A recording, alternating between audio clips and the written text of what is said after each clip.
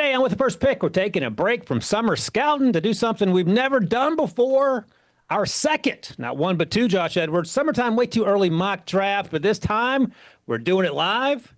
That handsome devil there, of course, CBS Sports NFL Draft analyst Josh Edwards. I'm Ryan Wilson. It's episode 279. We have 276 days to the 2026 NFL Draft in Pittsburgh, PA. Josh, your favorite town as a Browns fan, and I'll be bringing that up countless times over the next 55 or so minutes. By the way, not much in the way of ground rules here. Josh will make the odd picks. I'll make the even picks. And unlike our way too early mock draft version 1 a few weeks ago, this time, Arch Manning, he's available. Even though Josh history suggests that maybe he's more likely to return to school for 2026 and declare for the draft, but we'll cross that bridge when we get to it. The other thing, of course, is that we'll make the picks live and in real time. And with that, Mr. Edwards, you're on the clock. That's the New Orleans Saints, worth noting. Arch Manning has a connection to the New Orleans Saints. Garrett Nussmeier has a connection to the New Orleans Saints. His dad is currently the OC there. And oh, by the way, with the 40th pick in the 2025 NFL Draft, they took quarterback Tyler Shuck. Josh, good to see you, buddy. What are you going to do as the New Orleans Saints here? Who, it should be noted, these are reverse Super Bowl odds. Josh nor I think that the New Orleans Saints can be the worst team in the league. We just took the Super Bowl odds as Vegas has given them to us, put them in reverse order, and that's why the Saints are picking first. The floor is yours, sir. Yeah, I think most people, when previewing this upcoming season, they feel like the Saints are probably one of the worst teams in the league just based on the current state of the roster. So I don't think it's a surprise to anybody.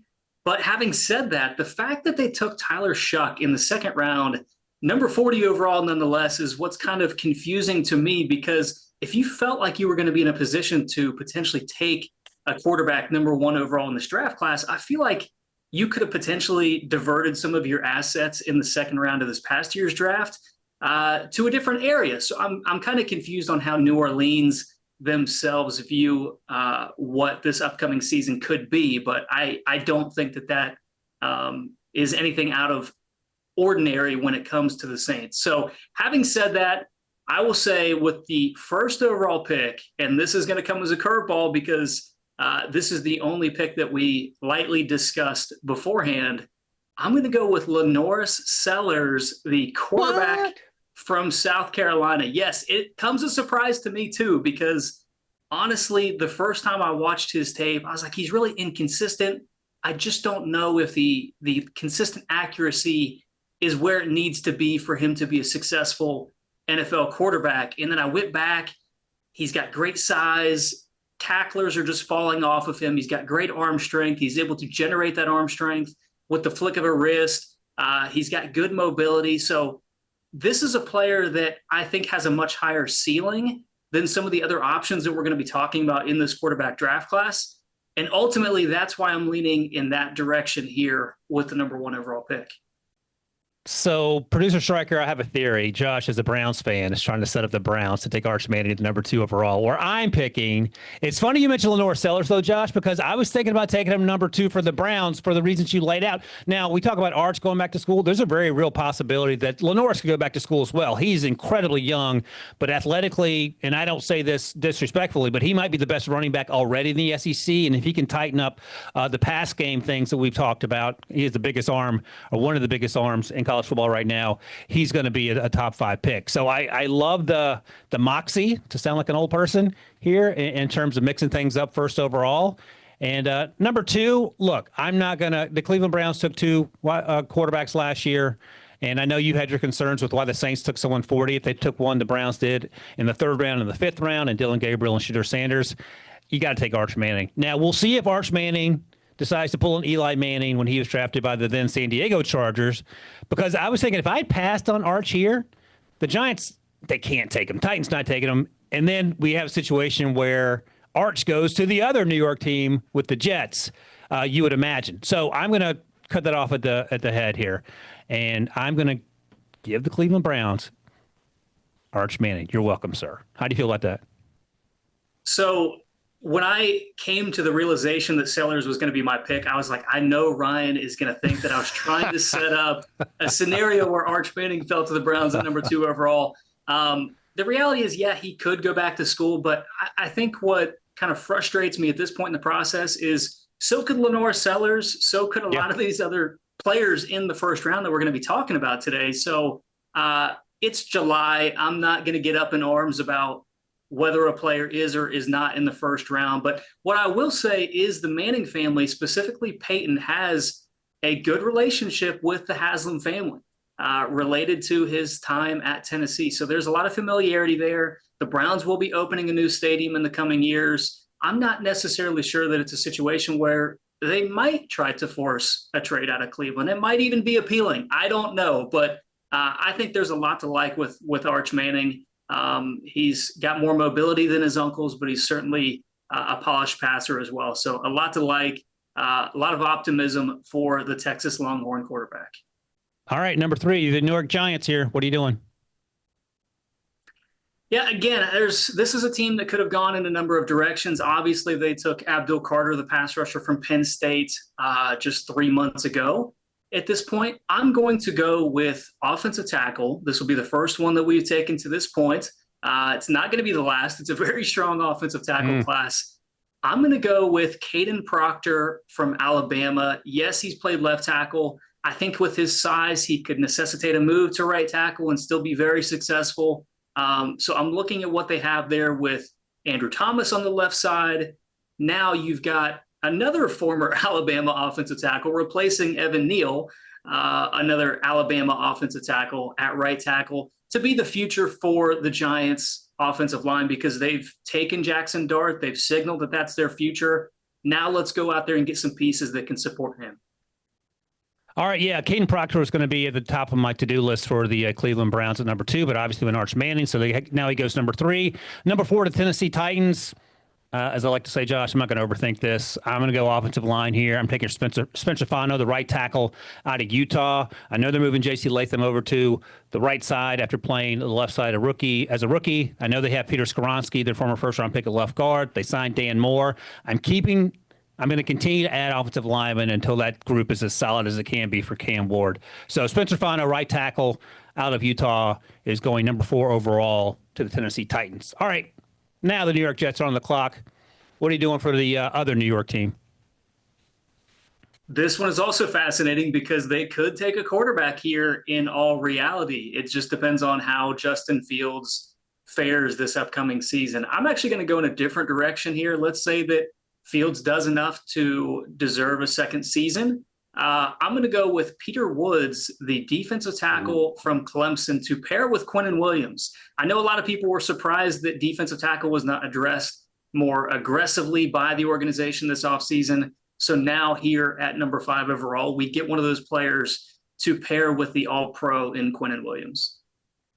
Love it. Next up, Carolina Panthers are on the clock here, and they could go in any number of directions here. You took Peter Woods. I could take his teammate, T.J. Parker, as the edge rusher because Carolina needs edge rush help. Maybe I think offensive line here. Francis Mauigoa is available as a right tackle. Taylor Moton's going to be an unrestricted free agent as we sit here. And I think it feels like this offensive line grouped a little bit deeper than the defensive side of the ball. So I'm going to go with T.J. Parker here, the edge rusher out of Clemson. I think I'm higher on him than some people. Folks I've talked to, and yourself included, it sounds like Peter Wood a little better as an interior defensive lineman, and that's fine. So I'll go T.J. Parker, who gives me some Mike Green vibes on the field in terms of his high motor, hair and fire approach to playing the edge position. They need to fix that defense, especially the front 4. They're getting Derek Brown back healthy, so that's great. Still trying to replace Brian Burns. I know they drafted a couple guys on day 2 and day 3 along the edge rush position to help Carolina, but keep adding bodies until you get it right. All right, 6 picks in, 2 quarterbacks off the board by my count. When we come back, Josh, it is right back to you. You'll be picking for the Las Vegas Raiders and John Spytek right after this break.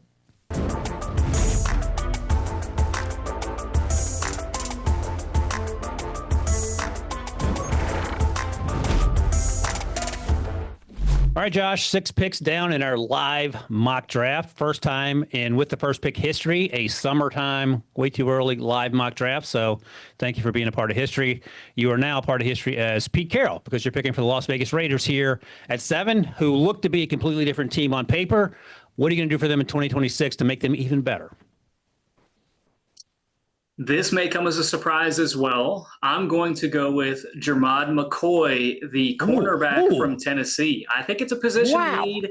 I love this player. I'm really high on him. So I'm going to take him here a little bit higher than most. I would have loved a wide receiver, but I'm not in love with any of those players at this stage of the festivities. They could consider a quarterback with Geno Smith being farther along in his career, but I just tend to think that the investment they made in him this past offseason probably buys him at least 2 years. So they could theoretically take a quarterback and develop him for another year.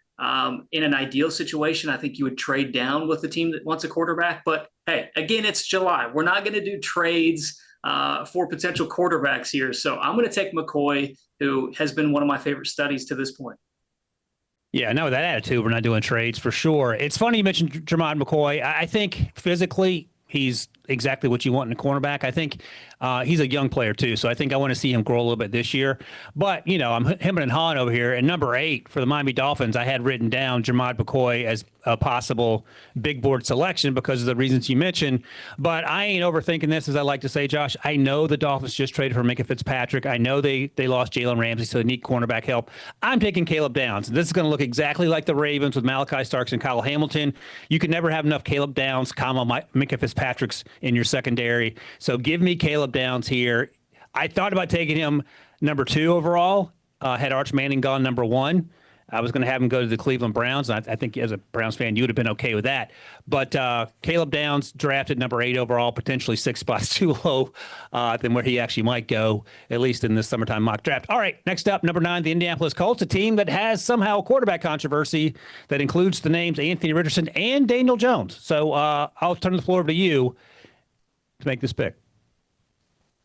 Yeah, and first of all, Downs is one of my favorite players in this draft class. I don't think that's a revelation to anybody. I think most draft analysts feel the same way. It is interesting because 2 of the players that I love in this draft class, one of which we haven't yet gotten to, play positions that are not necessarily viewed as top 5, even top 10 valuable positions. So it's going to be interesting to see where Downs and this other player goes, which I will be getting to very shortly. But with the 9th overall pick, the Indianapolis Colts, you alluded to it. We don't know what's going to happen at the quarterback position. I don't think that Daniel Jones is going to be the future. He wasn't the future for the Giants. They made a decision to move on. Anthony Richardson just continues to deal with injuries. I don't know that you can continue relying upon his availability. I also don't know that if this season does not go as planned, if the same leadership structure is going to be in place next year to make this first round pick. So could a new regime, if that were to play out, prefer to have their quarterback of choice? And that's why for me, I'm taking LSU quarterback Garrett Nussmeier at number 9 overall. Love it. He's playing indoors. That'll help if any concerns about the arm strength. He's probably the best anticipation thrower in this class. He doesn't have to play in the AFC North outside. In terms of the weather conditions, we'll see how tall he is. He might be 6'2", maybe not. We'll find out. But good season, good start to the season last year at LSU, and then hit some rough patches. But he was one of my favorite players last fall, and hopefully he can pick up where he left off. He's going to have some receiving weapons down in Baton Rouge as well, so that will be fun to watch. All right, next up, New England Patriots at number 10. They don't need a quarterback for sure, and they do need some wide receiver help. I know they drafted Kyle Williams 6 weeks ago or so. I'm going to think about giving them some more help. And now the question becomes, who am I going to give them? And I had some big receivers on my big board for them. Jordan Tyson out of Arizona State, Denzel Boston out of Washington. But I'm going to go with my wide receiver 1 as we sit here, producer Stryker, Antonio Williams out of Clemson. He's not as big as those 2 guys that I mentioned. I think he's absolutely electric and juiced up. He helps in the return game, and he is consistently getting open. They do need a bigger target, but I always get concerned that the bigger target might struggle with consistent separation. And N'Keal Harry comes to mind, fairly or not, in terms of that. But one thing Antonio Williams does not struggle with is getting open. And he might be 5'10", 5'11", so he's not even small. He's not like 5'8". But I'm going to give Drake May another weapon. They got Trevion Henderson, the running back. They have Kyle Williams at wide receiver. I'm going to keep building the skill position for the New England Patriots here at number 10. Next up, you're picking for the Cleveland Browns again. They have another pick. So they took Arch Manning at 2. This is from the Travis Hunter / eventual Mason Graham trade that happened in the first round back in late April. So what are you going to do for your Cleveland Browns now that you have your quarterback in Arch Manning? I think there's a number of different directions that they could go. I think the offensive line just being advanced in age in terms of football playing careers. Wyatt Teller, Joel Bitonio, both starting offensive guards, are scheduled to be free agents after this upcoming season. They've got questions at offensive tackle. Jack Conklin is later in his career. DeJuan Jones is a player that has a lot of potential, but just has not been able to stay healthy and available for them. So can you rely upon that moving forward? I think there's a possibility he could be a good player, but if you have Arch Manning in the building, which you do in this scenario, you want to have some protection in front of him. So that's why I'm going to go with left tackle from Utah, Caleb Lomu, here with the 11th overall selection. So he's going to be on the left side. DeJuan Jones, hopefully he keeps, developing, and then he can be the right tackle of the future. I'm shaking my head, not because I'm dismayed with Lomu as a player. I'm dismayed that I could not take him with the very next pick as the Los Angeles Rams and Les Snead. Fun player to watch. Also young. I think he's going to be a true junior and athletic out the ears for his size at 6'6" and 300 plus. And you talked about Fondu on the other side. No excuses for that offensive line not to be good. All right. Well, you complicated things, but also made my life easier as the LA Rams here. They have 2 picks in this first round. I'm not going to monkey around here, Josh. I'm taking one of my favorite players from summer scouting by way of South Florida through Berkeley and now in Indiana. Francisco Mendoza, quarterback. And I don't know if any player had less protection than Francisco Mendoza last season, but he still did some really impressive things. So I think he has an opportunity playing in the Big Ten now to prove himself as a legit first rounder. He's gotten some first round buzz already this summer. And I consider Cade Klubnik, not with this pick, but with the next first round pick for the Rams. I like Mendoza better. So Fernando Mendoza. Yeah, thank you. Come on down. You are the next quarterback for the LA Rams. And we'll see what happens with Matthew Stafford. Maybe he stays for another year, and that's fine for Fernando as well. You can never have enough in terms of getting these guys ready. All right, so 12 picks in. Going to take another break here, Josh. When we come back, going to be the Seattle Seahawks here, a team that maybe will have some quarterback situations here from now. Maybe not. They have Sam Darnold as a starter right now, and they have Jalen Milroe, who they drafted in round 3. We'll talk about the Seahawks in pick 13 right after this break.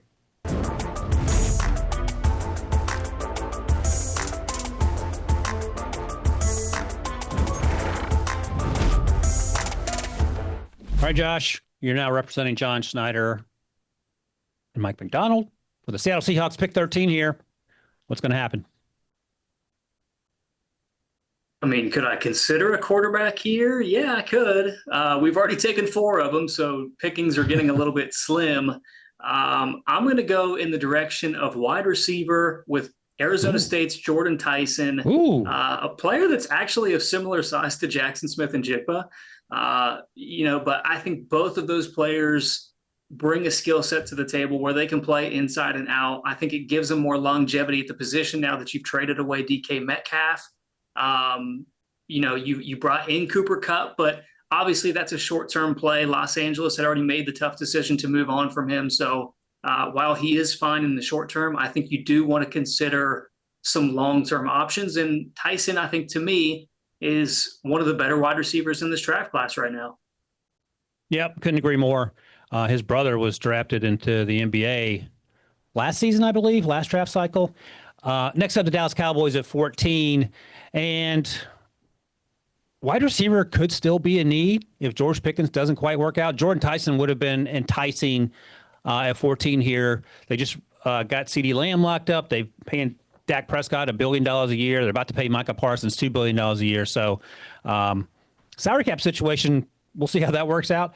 But I'm going to go edge rush. I just mentioned Micah Parsons. Even if you get him locked up, and I can't imagine they won't, Dante Fowler Jr., Peyton Turner, and Sam Williams are all going to be unrestricted free agents next year. So I'm going to go with one of the hottest names in summer scouting, a player I like but don't love. I think he's a better better against the run than as a pass rusher right now, but he's 6'6", 288 unofficially. Keldrick Falk out of Auburn. And even if he's the bookend to Micah Parsons getting after it, Keldrick Falk's going to be able to set the edge versus the run and let Micah do his thing. And as Falk grows into his role as refining his pass rush skills, maybe you can hit on this pick here. And at pick 14, there's nothing wrong with taking a flyer on a freakish athlete. And I'm going to go with Falk out of Auburn. He has a big season. He's going to go much higher than 14. All right, next up, number 15, the Arizona Cardinals are on the clock. Josh, what are you going to do?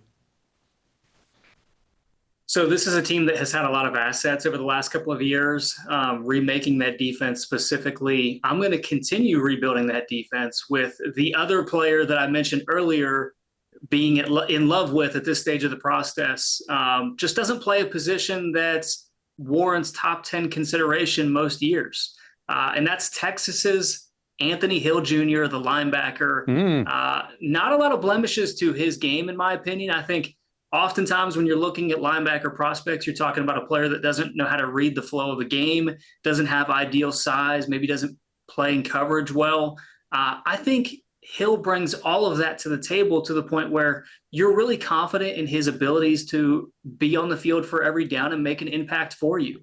He had 8 sacks and 4 forced fumbles last year alone, which is incredible for an off-ball linebacker. So to me, I think Hill is one of the best prospects in this draft class and somebody that represents good value here in the middle of the first round. Next up, Chicago Bears. So they have addressed the offense both in free agency and through the draft. They got the interior offensive line sorted out. You could still consider perhaps the tackle position if you wanted to. I think wide receiver, maybe you consider someone else here. I think I'm going to give Montez Sweat some help because they didn't draft an edge rusher early enough for me. I don't think they drafted one at all last draft cycle here. So let's keep the edge rush train going. And this edge rush class is going to be interesting because it's certainly not going to be as deep as it was 2 draft cycles ago unless someone starts stepping up. But that's okay. I mean, we're in July. We can sort of figure this thing out together. I'm going to go with the human bowling ball, Ruben Bain Jr. Out of Miami. I like Ruben Bain Jr. a lot. There's some things he needs to work on, and I had him graded out as a low first, early second round pick as we sit here. So there's certainly room for improvement, and sometimes we see guys who get those sort of grades in the summer end up going on day 3. So we'll all find out together as we go through the process. But for now, I'm going to give Montez Sweat some help along that defensive line of Chicago. Ruben Bain Jr. out of the U. All right, next up, Josh, you're picking for my Pittsburgh Steelers. My favorite player for the Steelers, Fernando Mendoza, is off the board. So I will let you go in any decision, any way you want to go. And this assumes, of course, that Aaron Rodgers and the Steelers have already won the Super Bowl.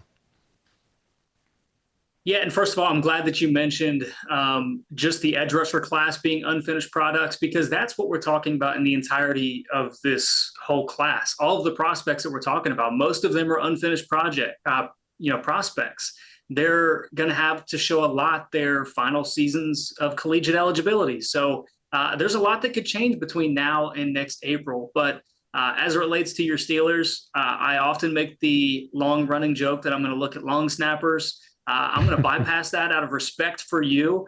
But I do think it's pretty clear that this team needs a vision at quarterback. You've got Aaron Rodgers, and yeah, that could be exciting for 1 year, but you could find yourself in the same situation next year where you don't really know who's going to be taking snaps for you. So I'm leaning towards quarterback. I've got one in mind. Is there one that you love at this point? I mean, there's 4 quarterbacks that have been taken already. So Cade Klubnik, Drew Aller, do you have a flavor of choice that we haven't discussed yet?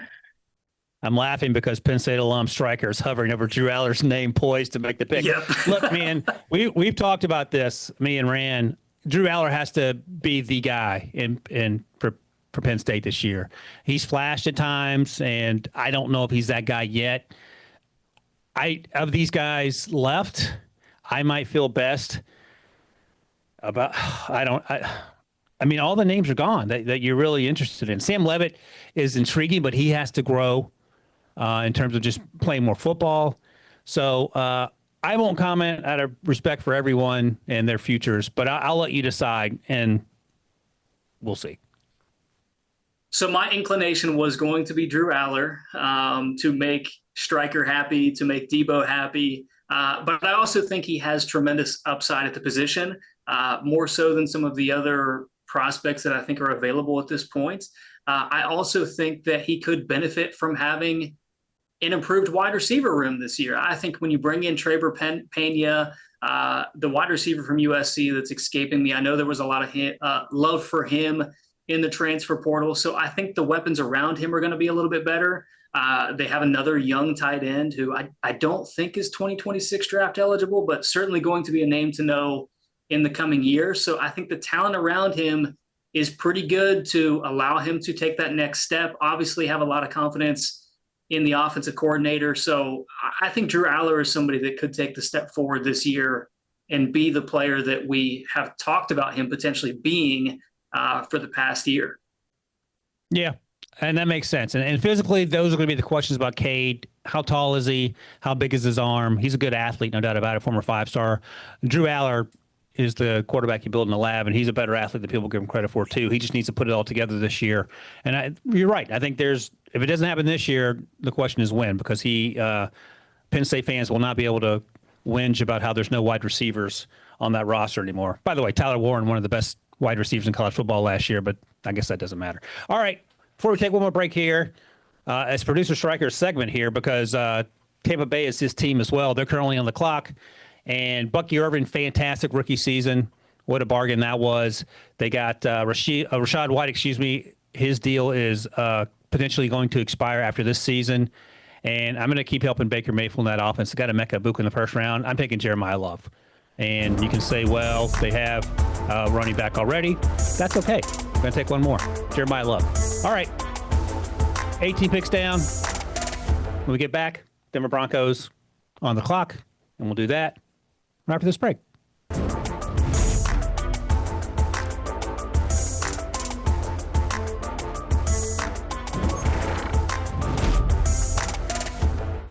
All right, Josh. You're the Denver Broncos, George Payton.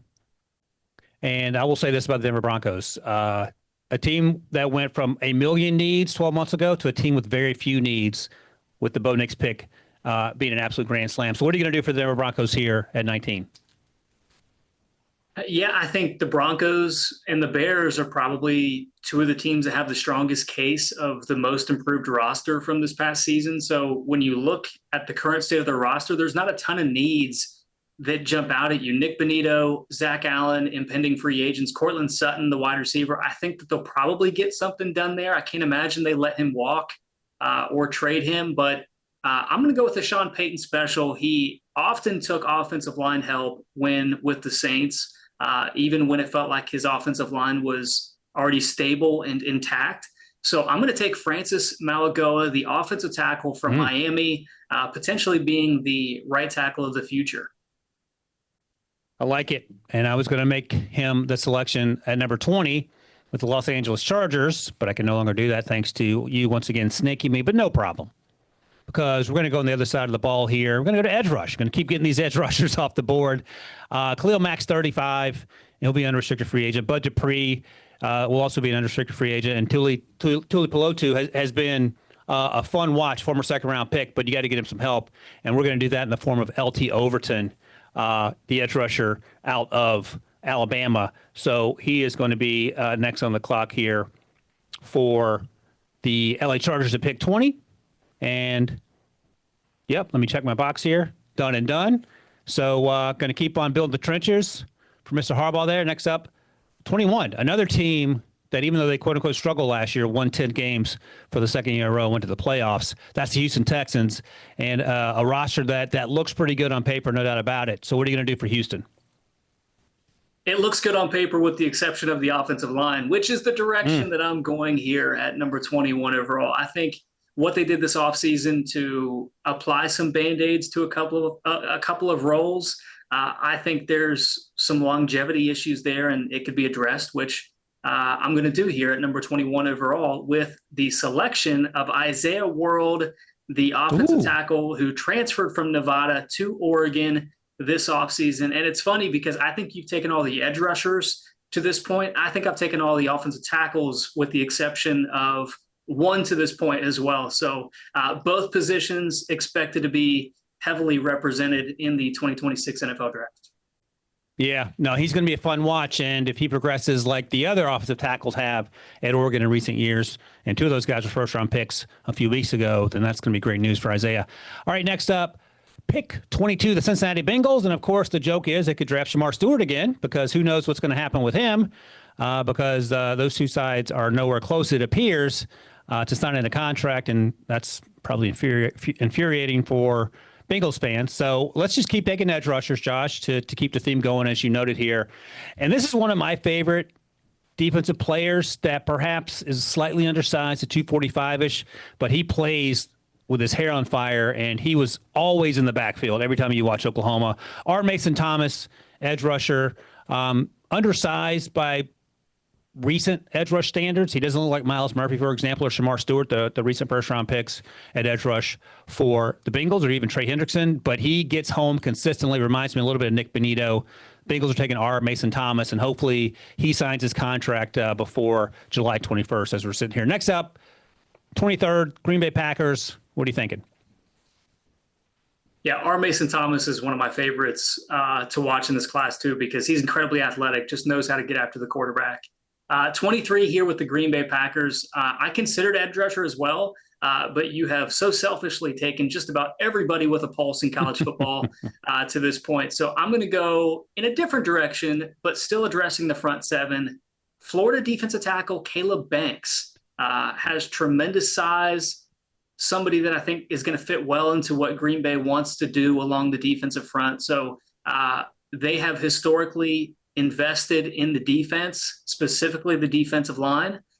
So I'm going to continue that tradition here with the selection of Banks.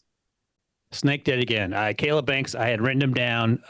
Rand Carthon is a huge fan of Caleb Banks, and not because of the Florida ties. I was giving serious consideration. So you not only snaked me, you snaked your NFC North rivals in the Minnesota Vikings, and you've robbed them of Caleb Banks as well. But that's okay. We have a backup plan. And the backup plan is the future for Harrison Smith and Josh Metellus. Harrison Smith going to be 37. Josh Metellus, I think his contract's up after this year. I'm going with more slot, but he can play some in-the-box safety as well. Jalen Kilgore out of South Carolina. And if you thought you were seeing double with Nicky Manwarick, nope, that was Jalen Kilgore last year on the field. And he was just blew me away watching him play because, I mean, how many athletes does this defense deserve? You just talked about LaNorris Sellers going first overall in this draft, which is also fun. So Jalen Kilgore, haven't heard a lot about him yet, but I imagine we will if he plays like I expect him to. So Minnesota Vikings miss out on the big guy in the middle. Instead, they get a slot / in-the-box safety in Kilgore. Next up, 25, the San Francisco 49ers, Mr. Lynch and Mr. Shanahan. What are you thinking? The choice comes down to two different positions, offensive line as well as cornerback. I tend to think that this is an organization that feels confident in their ability to address secondary on day 2, day 3 of the NFL draft because they've done so well at it to this point. So I'm going to take offensive line here. I'm going to go with Missouri offensive guard Caden Green, a player that I think showed a lot of progress in the second half of the season. Similar to Oregon offensive tackle Josh Connerly last year. I think he's a young player. I think he's an ascending player. And if he's able to reach that 5-star pedigree that we had seen from him coming out of high school, he's somebody that can be a difference maker for this team. All right. Sounds good. All right. We're going to take our last break here. And when we come back, the Eagles, the Rams, the Eagles will be picking, but the Rams will be first up at pick 26 with their second first-round pick. And unless I'm lose my mind here, they took Fernando Mendoza with their first-round pick, so we'll find out what they do the second time around right after this break.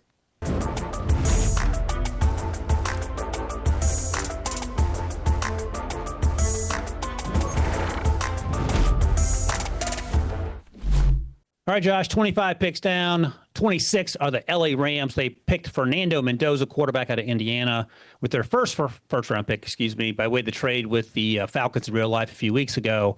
This time around, I'm going to help out their young quarterback, and I'm going to bolster the offensive line. They have Alaric Jackson, but Rob Haverstein, his contract is going to be up at the end of the season. A couple other backups may also be unrestricted free agents. So I'm going to go with Auburn tackle Xavier Chaplin, who reminds me a lot of Tyler Guyton. Plays on the left side, but maybe he kicks to the right side early in his career. But either way, you have some young athletic depth along the offensive line for the quarterback you just drafted as well. Next up, pick 27. You're the Washington Commanders, another team that went from the Bo Nix Denver Broncos, no issues. The Commanders now with Jaden Daniels and their new coaching staff, also no issues. So what are you going to do for the Washington Commanders? Yeah, I think that's 6 offensive tackles, by the way, just to show a little bit of the strength in this draft class. Washington is a team that, of course, exceeded expectations this past year. They upgraded the offensive line in theory. One position that they were not able to address adequately, I would say, would be the edge rusher. And at this stage of the festivities, we're just taking players that we like and that we've studied at this point in the process. So one for me, and Xavier Chaplin was one of those for me as well, so I'm glad he took him. But for me, I'm going Iowa edge rusher Max Llewellyn, a player who has good size, great size even, kind of a situation reminiscent of Lucas Van Ness, where he was more of like that role player, coming off the bench type player for the Hawkeyes.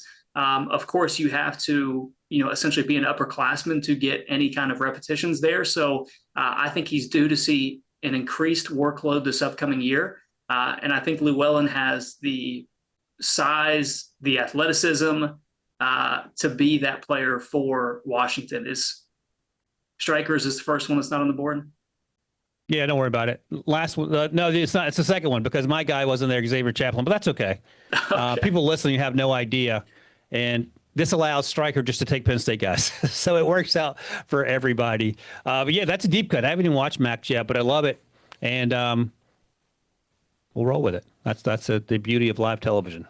And again, more Penn State guys that Stryker can talk up in his group chat with his college buddies. All right, next up, 28. The Detroit Lions, let me see who I had on here. Oh, Caleb Banks, long gone. Thanks for that. So I think what I'm going to do, I'm going to get super saucy here, producer Stryker and Josh, and I'm going to take wide receiver, transfer from Oklahoma to LSU. Didn't play last year for most of the season because of an injury. Nick Anderson.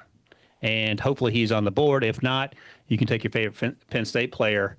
There he is. Nick Anderson, as a freshman in 2023 with the Sooners, he set the Sooner freshman record for touchdown receptions. I believe it was 10. And when he's healthy, I think he has a chance to be a breakout player. And yes, I know they have Amon-Ra St. Brown. And yes, I know they have J-Mo. But I think you can never have enough weapons, especially in that division, for your quarterback, Jared Goff. So I'm going with Nick Anderson here over perhaps some interior defensive line help because Josh had previously snaked my guy, Caleb Banks. Next up, pick 29, a team that's perennially in the Super Bowl but lost last time around, the Kansas City Chiefs. Josh, what are you doing? They traded away Joe Thuney this offseason. They addressed offensive tackle in theory with the free agent acquisition of Jalen Moore, as well as the first-round selection of Josh Simmons from Ohio State. I still think there are questions at guard. So I'm going to go in that direction with, again, a player that I've just really enjoyed watching at this stage of the process, and that is Josh Thompson from LSU. He actually transferred in from Northwestern this year, but a player that just has a tremendously high motor, somebody that's going to be aggressive and get after opposing defensive linemen. So Josh, our Josh, is making it impossible to find these players because they're not listed on the PFF Big Board, but that's okay. Find your favorite Penn State player, Stryker, and Josh Thompson at LSU. Congratulations. You're headed to the Kansas City Chiefs. All right, this is going to be an easy pick for me. At number 30, the Philadelphia Eagles. They absolutely demolished the draft last year, and a lot of those players contributed to that Super Bowl run, no doubt about it. And this young man might have a chance to contribute to a deep run in 2025. Such a fun player to watch, and he always caught your attention when you were watching Oregon last year, watching Terrence Ferguson. The other quotation marks tight end, Kenyon Sadiq, we talked about him on Summer Scouting last week as a tight end position. He's tight end 1 in the consensus with the first pick rankings if you're keeping score at home. But Kenyon Sadiq, you're headed to the Philadelphia Eagles. Dallas Goedert set to be an unrestricted free agent after the year. Maybe they bring him back. Even if they do, there's certainly room in that roster for Sadiq to wreak havoc as a multi-dimensional player because he's fantastic in the slot. He can play in line. He's a special teams baller, so he checks a lot of boxes there for sure. Next up, and by the way, the Eagles crushed draft again this time around. So did this team that we're about to talk about and the last team, according to our reverse super odds here. You're up with the Buffalo Bills, who just drafted defensive guy for defensive guy, and good luck trying to beat that team, at least in the regular season, Josh.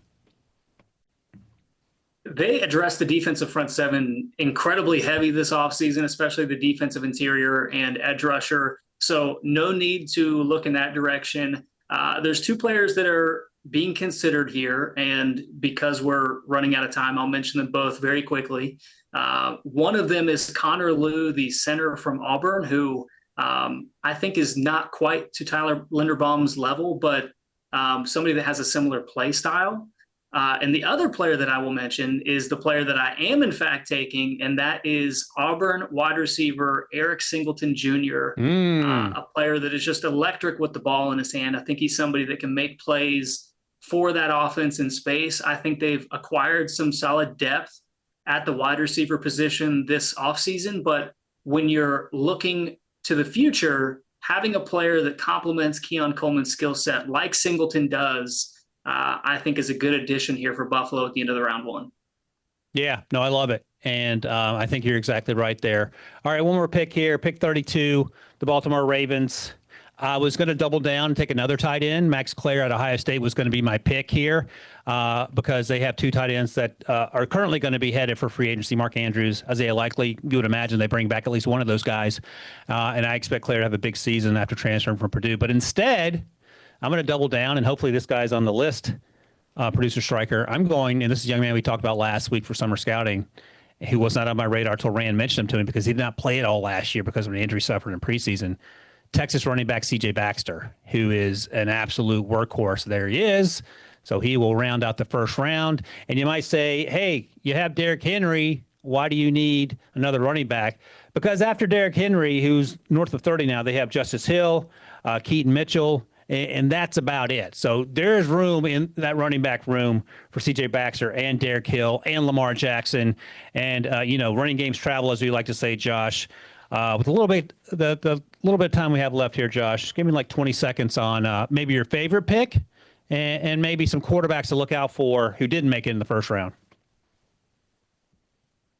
Yeah, my favorite pick. I could be selfish and choose one of my own. I will say C.J. Baxter right there is somebody that I thought I was on an island about because he is coming off an injury. I thought that he's potentially the best running back in the class, and I don't see really a first-round running back among this group yet. Love, I think, is a little bit more upright to me, somebody that's got more of like a Travis Etienne type skill set, which, of course, he went in the first round, but maybe a little bit later. So I'm not sure a running back's going to get in the first round, but I did like Baxter. What about you? And any big takeaways, quarterbacks?